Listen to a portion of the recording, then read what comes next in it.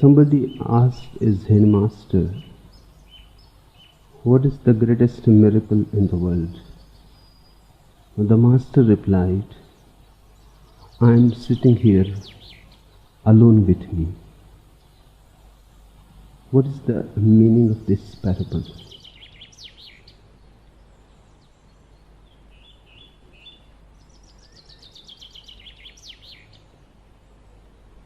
It is not a parable.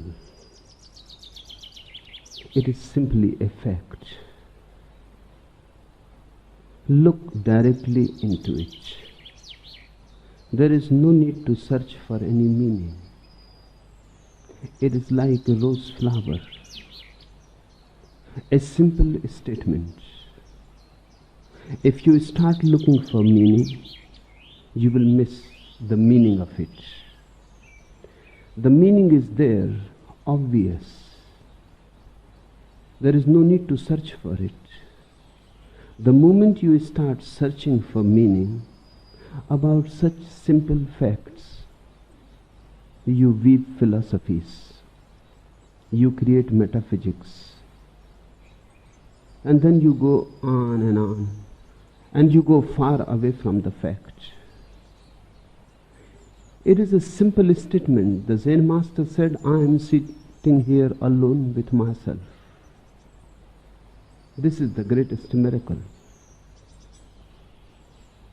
To be alone is the greatest achievement.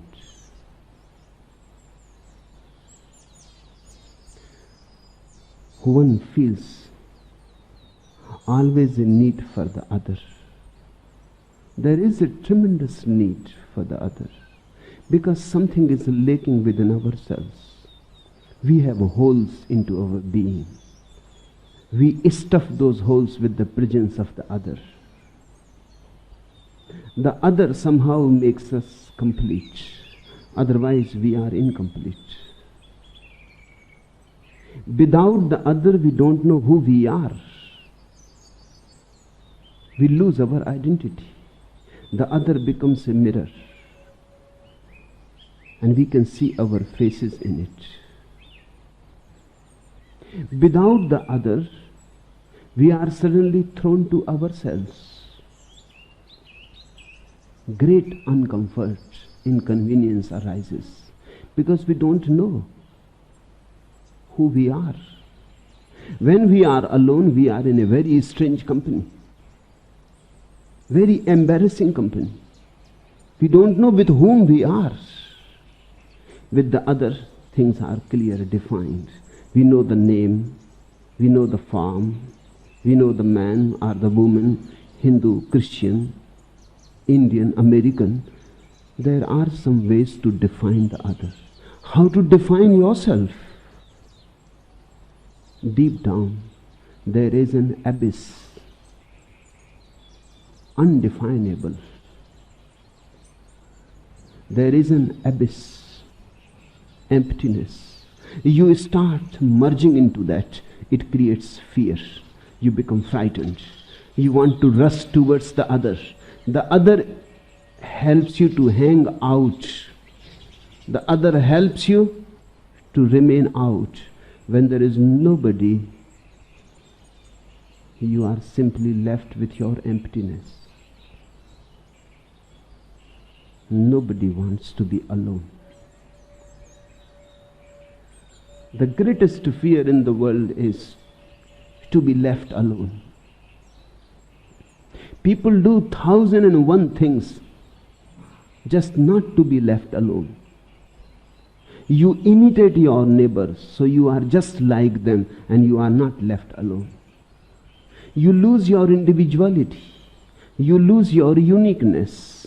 You just become imitators, because if you are not imitators, you will be left alone. You become part of the crowd. You become part of a church.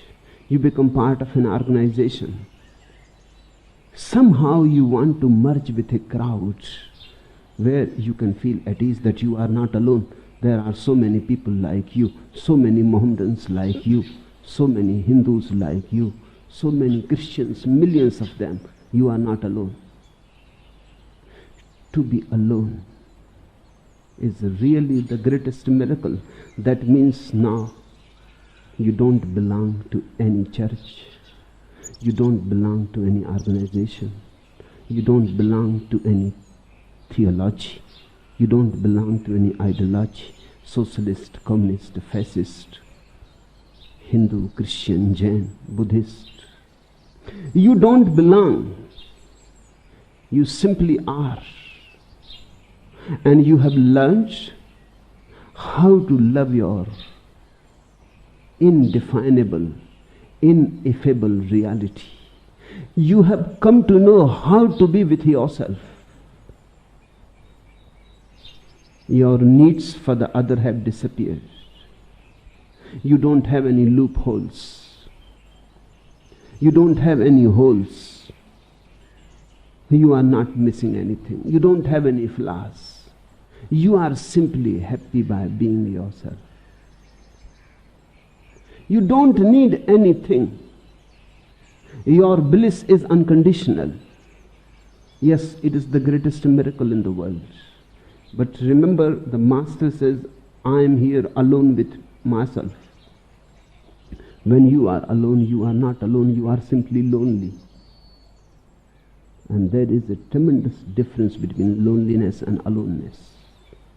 When you are lonely, you are thinking of the other, you are missing the other. Loneliness is a negative state. You are feeling that it would have been better if the other was there, your friend, your wife, your mother, your beloved, your husband. It would have been good if the other was there, but the other is not. Loneliness is absence of the other. Aloneness is the presence of oneself. Aloneness is very positive. It is a presence, overflowing presence. You are so full of presence that you can fill the whole universe with your presence, and there is no need for anybody. If the whole world disappears, this Zen master will not miss anything. If suddenly, by some magic, the whole world disappears and this Zen master is left alone, he will be as happy as ever. He will not miss anything. He will love that tremendous emptiness, this pure infinity. He will not miss anything because he has arrived home. He knows he himself is enough unto himself. This does not mean that a man who has become enlightened and has come home does not live with others. In fact, only he is capable of being with others. Because he is capable of being with himself, he becomes capable of being with others. If you are not capable of being with yourself, how you can be capable of being with others? You are at the closest quarters. Even with yourself, you are not capable to be in deep love, in delight. How you can be with others? Others are far away. A man who loves his aloneness is capable of love. And a man who feels loneliness is incapable of love. A man who is happy with himself is full of love flowing. He does not need anybody's love. Hence he can give. When you are in need, how can you give? You are a beggar. And when you can give, much love comes towards you. It is a response, a natural response. The first lesson of love is to learn how to be alone. It is a very significant statement. It has nothing like a parable in it. It is immediate, direct. It is like a rose flower encountering you. You never ask about a rose flower, what is the parable of this rose flower? You don't ask what is the meaning of this rose flower. A master is like a rose flower. If you can see, see. If you cannot see, forget. You will never be able to know its meaning.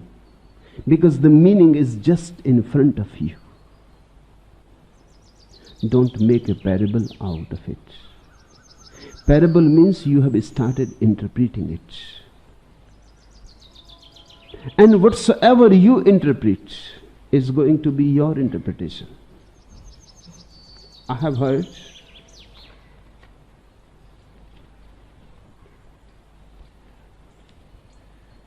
Mullah Nasruddin was caught fishing at a place where there was a big sign, no fishing here. The warden who caught him asked, Nasruddin, can't you see the sign? Can't you read? No fishing here, he pointed to the sign. Mullah Nasruddin said, yes, I can read, but I don't agree. There is good fishing here. Who says no fishing here? There is good fishing here. Just look at this lot I have landed today. Whoever put that sign up must be crazy. Now this is your interpretation. It is a simple sign, no fishing here. The meaning is not to be found. It is simply there. When a Zen master says something, or when any master says something, his meaning is absolutely clear, obvious. It is just in front of you. Don't try to avoid it. If you start looking for meaning, you will look left and right and you will miss that which is in front of you. It is a simple statement. I am sitting here alone with me. Try it to have the feel. Just sit alone sometimes. That's what meditation is all about.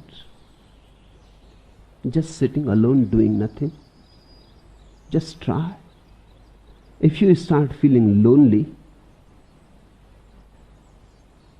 then there is something missing in your being. Then you have not been able yet to understand who you are. And by rushing from here to there, from now to then, from this person to that person, you are not going to understand yourself.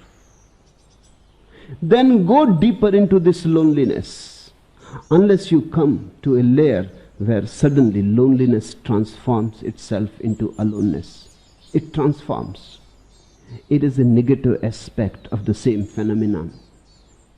Loneliness is the negative aspect of aloneness. If you go deeper into it, one moment is bound to come when suddenly you will start feeling the positive aspect of it, because both aspects are always together. So be lonely, suffer loneliness. It is difficult. Meditation is difficult. People come to me and they ask, yes, we are ready to sit, but give us a mantra so that we can chant a mantra. What they are asking that they don't want to be alone. They don't want to face their loneliness. They will chant a mantra. Mantra will become their companion. They will say Ram, Ram, Ram. Now they are not alone. Now this sound of Ram, continuously repeated, will become their companion. They are missing the whole point. Transcendental meditation, TM, is not meditation at all. Because meditation simply means to be alone, not doing anything, not even chanting a mantra. Because this is a trick of the mind. That's what the mind has always been doing. When you sit alone, have you watched how many fantasies reveal themselves to you? Endless fantasies, daydreams. Whenever you are alone, you start daydreaming. Whenever you don't have anything to do and you feel bored, immediately you escape into daydreams. That's why if a person goes to the desert, to the Arabian desert, to Sahara, and sits there, he will start imagining. Visions will start coming to him, because the desert is a very monotonous thing. Nothing to pay attention to. Just the same monotonous expanse of sands and sands. Nothing to distract, nothing new. Monotonous, boring. A person becomes dreamy. One starts substituting. If there is nothing new outside, one creates one's own image in the world and starts looking into it. That's what happens to people who go to the Himalayas and sit in caves to meditate. They start imagining. Then they can imagine anything. Gods and goddesses and apsaras and angels and Krishna playing on his flute and Rama is standing with his bow and Jesus.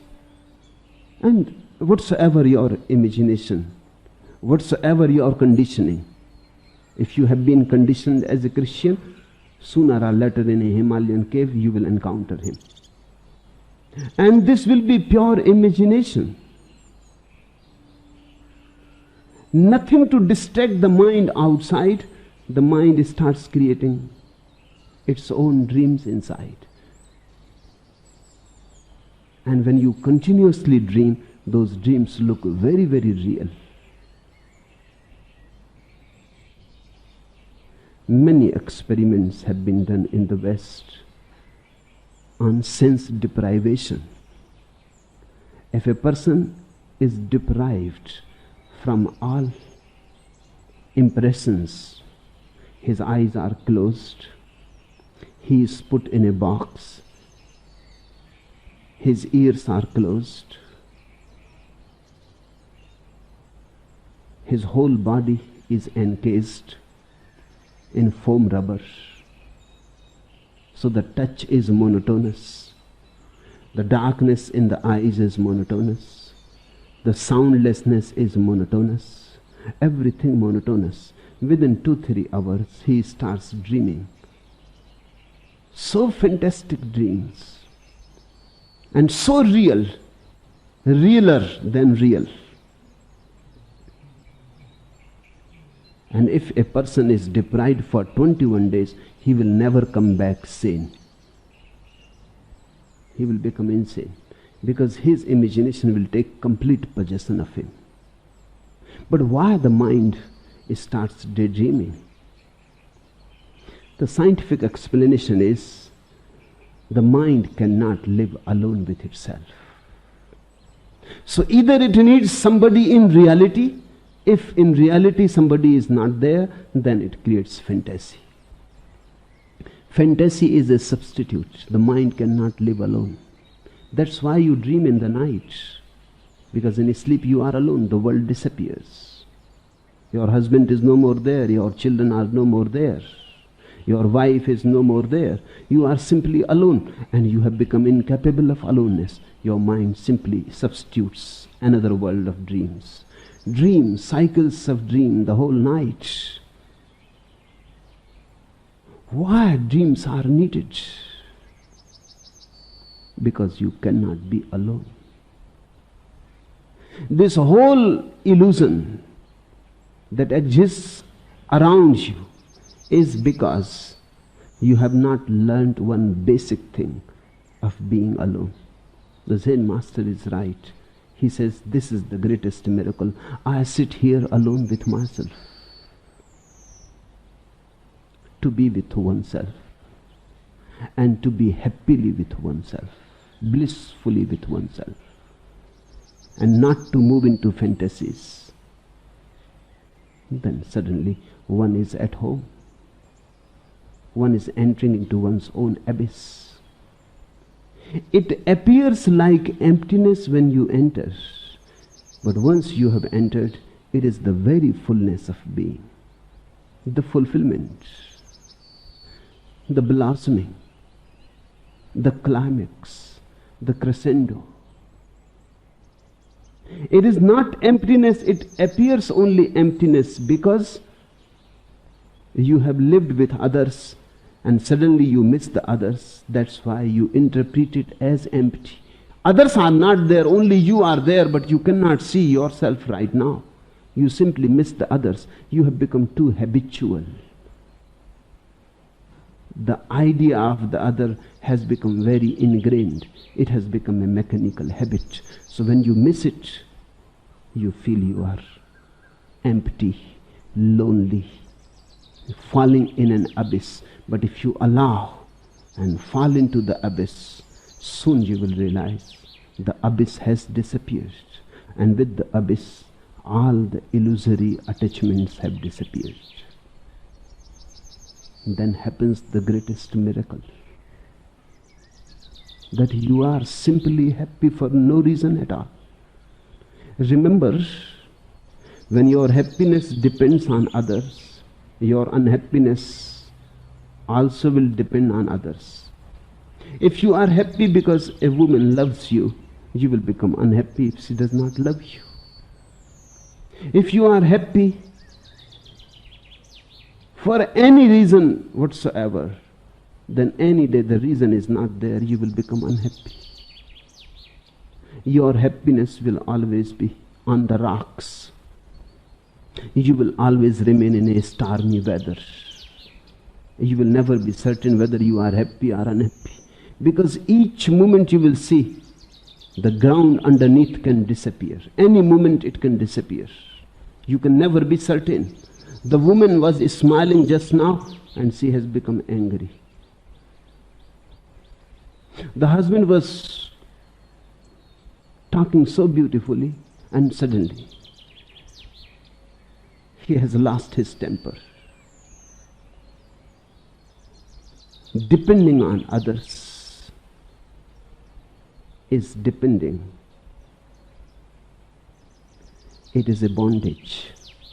It is a dependence, and one can never feel really blissful. Blissfulness is possible only in total unconditional freedom. That's why in the East we call it moksha. Moksha means absolute freedom. To be with oneself is moksha. Because now you don't depend. Your happiness simply is your own. You don't borrow it from anybody. Nobody can take it away. Not even death. Remember, death only separates you from others. It never separates you from yourself. Death seems so frightening because it will snatch you away from others. The wife will not be anymore with the husband. The mother will not be anymore with the children. Death only separates you from others. It cannot separate you from yourself. There is no way to separate you from yourself.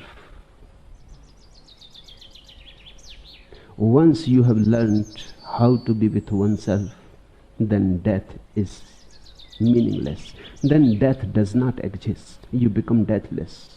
Then death cannot take anything away from you. That which death can take away from you, you have surrendered on your own account. That's what meditation is. To surrender the non-essential. That which death will take it, can take away from you. That which death is going to do, a meditator does on his own account, voluntarily. Knowing it well that this will be taken away, he surrenders it.